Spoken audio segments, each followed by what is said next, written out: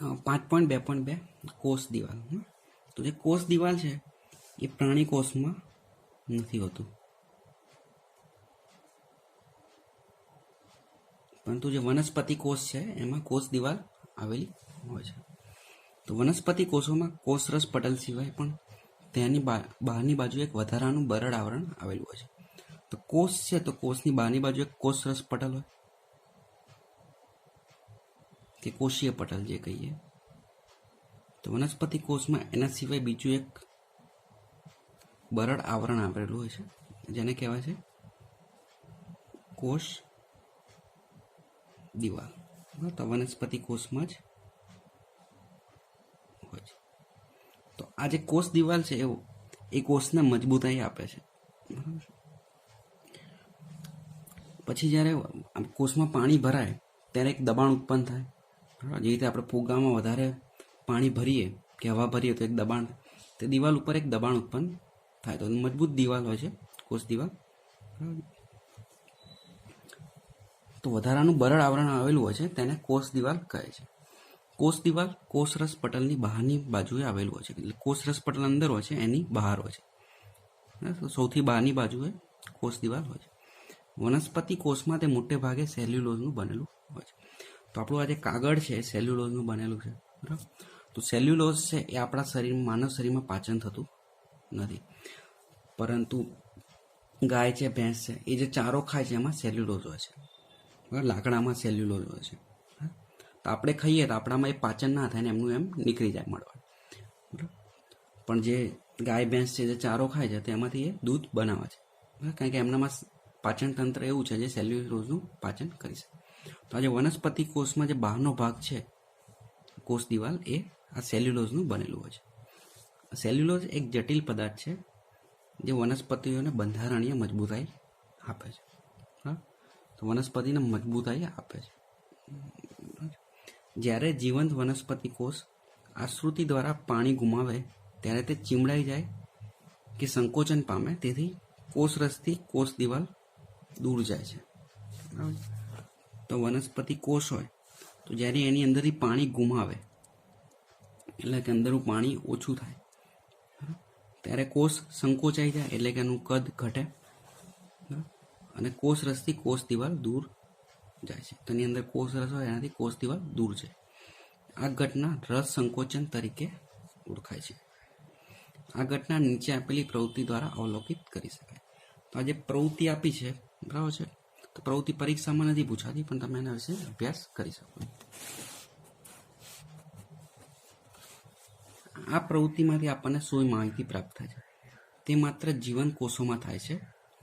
મૃત કોષો આશ્રુતિ દ્વારા પાણીનું શોષણ કરવાની ક્ષમતા ધરાવતા નથી.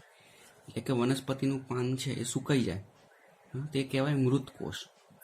તે પાણી શોષણ કરતું નથી. ખાલી જીવંત કોષ હોય ત્યાં સુધી હોય. દરેકનું એક આયુષ્ય હોય. આપણે વનસ્પતિનું લઈએ તો એ પણ અમુક વર્ષ સુધી રહે, પછી એ પણ સુકાઈ જાય અને એના બીજમાંથી નવું બને. તો જીવંત કોષ હોય ત્યારે આશ્રુતિ દ્વારા પાણી શોષણ કરે, તો મૃત કોષો ના કરી શકે. વનસ્પતિ કોષોની કોષ દિવાલ તેમજ ફૂગ અને બેક્ટેરિયાની કોષ દિવાલને ખૂબ મંદ બાહ્ય માધ્યમમાં મૂકવા છતાં તેઓ તૂટી જતા નથી. તો કોષ દિવાલ છે વનસ્પતિ કોષોમાં હોય છે. પછી ફૂગ અને બેક્ટેરિયા, બરાબર, એના કોષ હોય છે, તેની પણ કોષ દિવાલ છે તેને ખૂબ મંદ બાહ્ય માધ્યમમાં મૂકવા છતાં તેઓ તૂટી જતા નથી. એટલે કે એક કોષ છે એને મંદ બાહ્ય માધ્યમમાં મૂકીએ, બરાબર, તો બાહ્ય માધ્યમમાં સાંદ્રતા ખૂબ ઓછી છે જલીય દ્રાવણની અને અંદર ખૂબ વધારે છે. એટલે શું થશે? આશ્રુતિ દ્વારા પુષ્કળ પાણી મેળવશે, તેનું કદ પણ ખૂબ વધશે, બરાબર. પણ આ જે કોષ દિવાલ છે એકદમ મજબૂત છે, બરાબર, એટલે આજે તૂટતી નથી કોષ દિવાલ. આવા માધ્યમોમાં કોષો આશ્રુતિ દ્વારા પાણી મેળવવાની વૃત્તિ ધરાવે છે. તો કોષ પાણી મેળવશે. કોષ ફૂલે છે, બરાબર, તો પાણી મેળવશે એટલે કોષનું કદ વધશે અને ફૂલી જશે. કોષ દિવાલ સામે દબાણ ઉત્પન્ન થાય છે. જેમ જેમ પાણી અંદર વધતું જશે કોષમાં એમ એમ પાણીનો ભરાવો થતા એ આ જે દિવાલ ઉપર છે એના ઉપર દબાણ ઉત્પન્ન કરશે અને ખૂબ વધી જાય તો કોષને નુકસાન થઈ શકે. કોષ દિવાલ ફૂલેલા કોષ સામે સમાન દબાણ ઉત્પન્ન કરે છે. તો જેટલું દબાણ અંદરથી પાણી આપશે કોષ દિવાલ પર એટલું જ કોષ દિવાલ એના પર ઉત્પન્ન કરશે. કોષ દિવાલના કારણે વનસ્પતિ કોષ એ પ્રાણી કોષ કરતાં બહારના માધ્યમમાં થતા વધુમાં વધુ પરિવર્તનનો સામનો કરી શકે છે. તો પ્રાણી કોષ એટલે કે આપણા કોષ, બરાબર. તો આપણે બહારના માધ્યમ એટલે કે પર્યાવરણમાં થતા પરિવર્તનો તેનો આપણે સામનો થોડો ઓછો કરી શકીએ, પણ વનસ્પતિ છે એ વધારે કરી શકે. આપણને અમુક ટાઈમ સુધી પાણી ના મળે તો રહી ના શકીએ, પણ વનસ્પતિ કોષ થોડા ઘણા સુકાય પણ એ અમુક લાંબા ટાઈમ સુધી રહી શકે, તરત સુકાઈ ના જાય. આપણે જોઈએ તો ઉનાળામાં ખૂબ ઓછું પાણી મળતું હોય છે, બરાબર, તો પણ તરત સુકાઈ જતા નથી. તો એનું કારણ છે કે કોષ દિવાલ ના કારણે વનસ્પતિ કોષ એ બહારના માધ્યમમાં થતા વધુમાં વધુ પરિવર્તનનો સામનો કરી શકે. તો પરિવર્તનો જેવા કે બહારના ભાગ માધ્યમમાં ભેજનું પ્રમાણ વધવું કે ઘટવું, પાણીનું પ્રમાણ વધવું કે ઘટવું, તાપમાનમાં વધારો ઘટાડો, પોષક દ્રવ્યો વધારે કે ઘટવા, તો આ બધા પરિવર્તન છે, તેનો સામનો કરી શકે છે. 5.2.3 કોષ કેન્દ્ર. બરાબર. તો કોષ કેન્દ્ર એટલે કે એક મધ્યમાં આવેલો છે. તો આ રીતનો કોષ હોય. તો આ છે કોષરસ પટલ, કોષ કેન્દ્ર અને કોષરસ. તો આ છે કોષ કેન્દ્ર છે. તો કોષ કેન્દ્ર છે રંગસૂત્રો ધરાવે છે. તો જે રંગસૂત્રો છે પ્રોટીન અને ડીએનએના બનેલા છે. બરાબર. તો ડીએનએ છે, ડીએનએનું નામ છે પૂરું ડીઓક્સી રિબો ન્યુક્લિક એસિડ. બરાબર, ડીઓક્સી રિબો ન્યુક્લિક એસિડ. બરાબર. તો એનું શું કામ છે કે જે આપણા જે પિતૃઓમાંથી જે બાળકોમાં જે લક્ષણો જાય છે, બરાબર, આનુવંશિક લક્ષણો, તેના માટે એ ડીએનએ જવાબદાર છે. જેવી રીતે લઈએ કે ડુંગળીમાંથી બીમાંથી ડુંગળી જ પેદા થાય, બરાબર છે, કેરીમાંથી કેરી જ થાય, માણસમાંથી માણસ જ જન્મે, બરાબર. પછી કોઈ કૂતરું હોય તેમાંથી એનું જે સંતતિ થાય બાળક, એ કૂતરાની જાતિ જ હોય, બરાબર. તો આ જે આનુવંશિક લક્ષણો છે એ એક પેઢી પિતૃ પેઢીમાંથી સંતતિમાં જાય, તેના માટે જવાબદાર છે ડીએનએ. ડીએનએમાં જનીન આવેલા હોય. તો પ્રજનન છે જે તે એમાં અગત્યની ભૂમિકા ભજવે છે કોષ કેન્દ્ર, બરાબર. તો પ્રજનન એટલે કે એક કોષમાંથી બે કોષ બનવા. આપણને ખબર છે કે કોષ અમુક સમય થાય પછી એ મૃત થઈ જાય. તો ચામડી છે, બરાબર છે, તો એમાં વાગે કે ઘસારો થાય તો એ ઘસાઈ જાય, તેની જગ્યાએ નવો કોષ જન્મે. છોડ છે તો એક છોડ સુકાઈ જાય અને એના બીમાંથી નવો છોડ બને. તો આ છે પ્રજનન. તો કોષમાં પ્રજનન થાય તો એક કોષમાંથી બે કોષ પેદા થાય છે, બરાબર. તેમાં કોષ કેન્દ્રની મહત્વની ભૂમિકા હોય છે. તો કોષ કેન્દ્રમાં ડીએનએ હોય છે, પ્રોટીન હોય છે, બરાબર. આપણે ડુંગળીના પટલનું કરેલું હંગામી આસ્થાપન યાદ કરીએ. તો ડુંગળીનું પટલ લીધું હતું, જે બરાબર ડુંગળીમાંથી જે પાતળું પડ, બરાબર, એમાં ડુંગળીના કોષો હોય. છાલ પર આયોડિનનું દ્રાવણ મૂકેલ. તો એની છાલ લીધી, એના પર મૂક્યું આયોડિનનું દ્રાવણ. શા માટે? જો આપણે ડુંગળીના પટલ પર આયોડિનનું ટીપું મૂક્યા વિના જોઈએ તો પ્રયત્ન કરો અને તફાવત જુઓ. જ્યારે આપણે પટલ પર આયોડિનનું દ્રાવણ મૂકીએ તો શું દરેક કોષ રંગ પ્રાપ્ત કરે છે? બરાબર. તો આ પ્રવૃત્તિ છે તમારે જાતે કરવાની છે. આયોડિનનું દ્રાવણ મળે છે, બરાબર, એક કાચની તકતી લેવાની, એની ઉપર ડુંગળીની પાતળી કોષવાળી છાલ મૂકવાની, પછી આયોડિનનું દ્રાવણ મૂકીને સંયુક્ત સૂક્ષ્મદર્શક યંત્ર વડે એનો અભ્યાસ કરો. તેઓના રસાયણ બંધારણના અનુસાર કોષોના વિભિન્ન પ્રદેશોમાં રંગની ભિન્નતા પ્રાપ્ત થાય છે, બરાબર. તો આ જે કોષ છે તેમાં કોષરસ પટલ છે, કોષરસ છે, કોષ કેન્દ્ર છે, એના સિવાય કોષીય અંગિકા હોય છે નાની. તો એ પ્રમાણે દરેક જગ્યાએ અલગ અલગ રંગ છે એ અલગ અલગ દેખાય. કોઈક જગ્યાએ ઝાંખો દેખાય, કોઈક જગ્યાએ ઘેરો દેખાય, બરાબર. કેટલાક પ્રદેશો અન્ય પ્રદેશો કરતાં વધારે ઘેરા બને છે.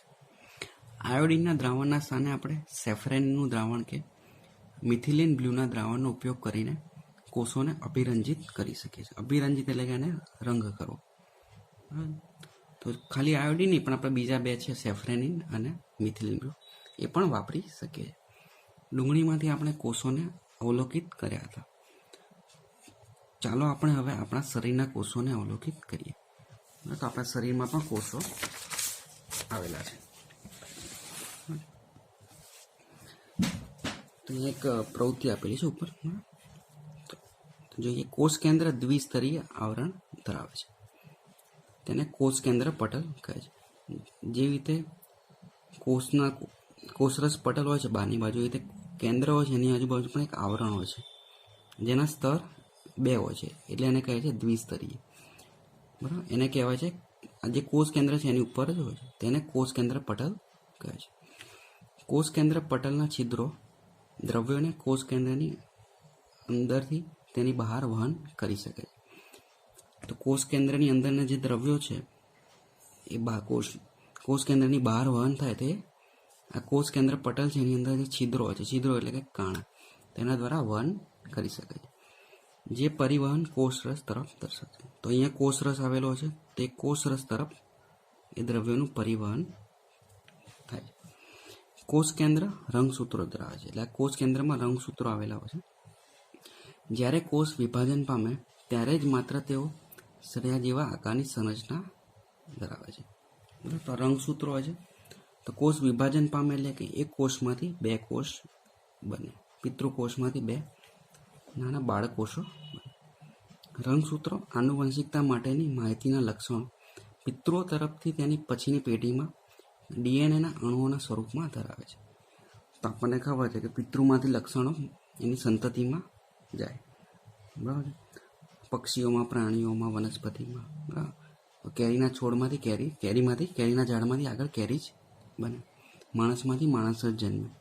તે શું છે કે લક્ષણો છે, માહિતીના લક્ષણો, એ ડીએનએના અણુના સ્વરૂપમાં હોય છે. ડીએનએનું પૂરું નામ છે ડીઓક્સીરીબો ન્યુક્લિક એસિડ. રંગસૂત્રો ડીએનએ અને પ્રોટીનના બનેલા છે. તો રંગસૂત્રો છે ડીએનએ અને પ્રોટીનના બનેલા. ડીએનએ અણુઓ કોષોના બંધારણ અને આયોજનની આવશ્યક માહિતી ધરાવે. તો ડીએનએના અણુમાં માહિતી હોય છે, લક્ષણોની માહિતી હોય છે. ડીએનએના કાર્યકારી ટુકડાને જનીનો કહે છે. તો ડીએનએના પણ આગળ ટુકડા હોય છે જેને જનીન કહે છે, અંગ્રેજીમાં જેને જીન્સ કહે છે. કોષમાં જેનું વિભાજન થતું નથી, તો જનીન છે એનું વિભાજન નથી થતું. તે ડીએનએ રંગસૂત્રીય દ્રવ્યના ભાગ સ્વરૂપે હોય છે. રંગસૂત્રીય દ્રવ્ય દોરીના જથ્થા જેવી રચના દર્શાવે છે. દોરીનો જથ્થો, તો આપણે દોરીનો જથ્થો જોઈએ તો આ રીતે વીંટાળેલો હોય છે, તો એ જેવી રચના હોય છે. જ્યારે કોષ વિભાજન તરફ આગળ વધે ત્યારે રંગસૂત્રીય દ્રવ્ય રંગસૂત્રોમાં પરિણમે છે. તો કોષ વિભાજન તરફ આગળ વધે એટલે કે એમાંથી આગળ બાળ કોષો બને, એક કોષમાંથી 2 કોષો બને આગળ. તો એ જે રંગસૂત્રીય દ્રવ્ય છે એ રંગસૂત્રોમાં પરિણમે છે. કોષીય પ્રજનનમાં કોષ કેન્દ્ર ભૂમિકા ભજવે છે. તો કોષનું જે કેન્દ્ર છે એની ભૂમિકા બહુ અગત્યની હોય છે પ્રજનનમાં. પ્રજનન એટલે કે એક કોષમાંથી આગળ નવા કોષોનું નિર્માણ કરવું. તે ક્રિયા કે જેના દ્વારા એક કોષ વિભાજન પામીને 2 નવા કોષોનું નિર્માણ કરે છે. તો કોષીય પ્રજનન એટલે કે એમાં એક કોષ છે એમાંથી વિભાજન થઈને 2 નવા કોષો નિર્માણ થાય. કોષની રાસાયણિક પ્રવૃત્તિઓ દ્વારા કોષનો વિકાસ થાય અને તે પરિપક્વતા તરફ આગળ વધે તે માટે તે પણ અગત્યનો ભાગ ભજવે છે. તો કોષ છે નાનો હોય પછી એનો વિકાસ થાય, પછી એ પરિપક્વ થાય એટલે પછી એનો વિકાસ મહત્તમ થઈ જાય. હવે છે બેક્ટેરિયા. તો બેક્ટેરિયા જેવા કેટલાક સજીવોમાં કોષ કેન્દ્ર પટલની ગેરહાજરીને લીધે કોષનો કોષ કેન્દ્રીય પ્રદેશ ઓછો વિકાસ પામેલો હોય છે. તો કોષ કેન્દ્ર પટલ એટલે કે જે કોષ કેન્દ્રની આજુબાજુ આવેલું હોય છે કોષ કેન્દ્ર પટલ. બરાબર, તો કોષરસ પટલ અને કોષ કેન્દ્ર પટલ અલગ છે. બરાબર, કોષ કેન્દ્ર પટલ કોષ કેન્દ્રની આજુબાજુ હોય છે અને કોષરસ પટલ આજે કોષના બહારના ભાગમાં હોય છે. તો બેક્ટેરિયામાં આજે કોષ કેન્દ્ર પટલ જે નથી હોતું, એટલે આજે કોષ કેન્દ્રીય પ્રદેશ છે થોડો ઓછો વિકસિત હોય છે. આ અવ્યાખ્યાયિત કોષ કેન્દ્રીય પ્રદેશ માત્ર ન્યુક્લિક એસિડ્સ ધરાવે છે. તો બેક્ટેરિયામાં એ ન્યુક્લિક એસિડ્સ ધરાવે છે.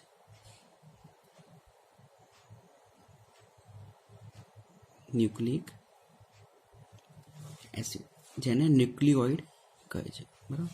તો અહીંયા એક આકૃતિ આપેલી છે, તો આ છે ન્યુક્લિયોઇડ, બરાબર. તો એના કેન્દ્ર ભાગમાં જ છે, બરાબર. આવા સજીવો કે જેઓ કોષોમાં કોષ કેન્દ્ર પટલનો અભાવ ધરાવે છે તેને આદિકોષ કેન્દ્રીય કહે છે, બરાબર.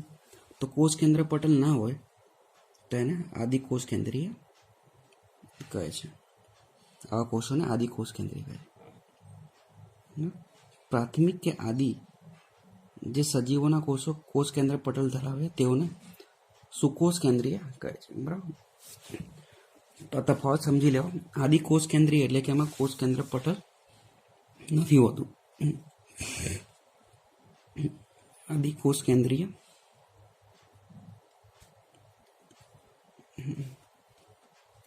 તેમાં નથી અને સુકોષ કેન્દ્રીયમાં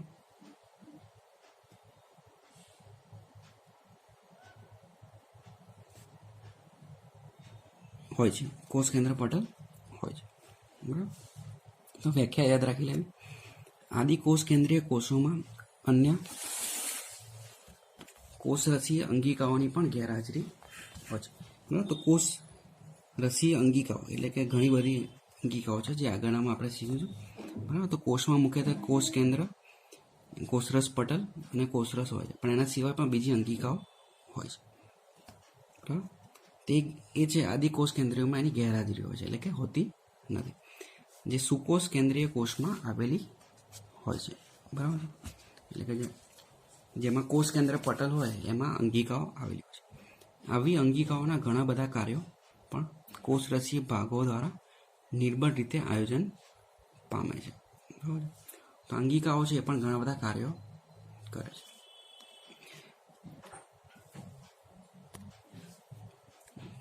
પ્રકાશ સંશ્લેષી આદિકોષ કેન્દ્રી બેક્ટેરિયામાંનું ક્લોરોફિલ કોષરસીય પટલની પુટ્ટિકાઓ સાથે સંકળાયેલ હોય છે, જે કોથળી જેવી રચનાઓ ધરાવે, બરાબર. તો આના માટે જોવો પડશે વિભાગ 5.2.4, તેમાં આકૃતિ હશે જોઈ લેજો.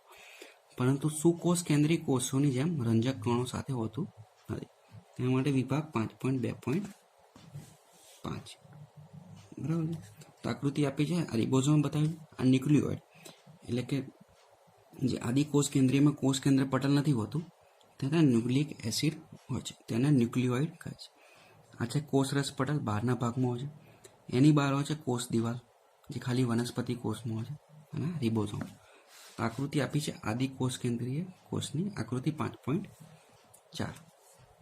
તો અહીંયા જે છે એક તફાવત આપ્યો છે આદિ કોષ કેન્દ્રીય કોષ અને સુકોષ કેન્દ્રીય કોષનો.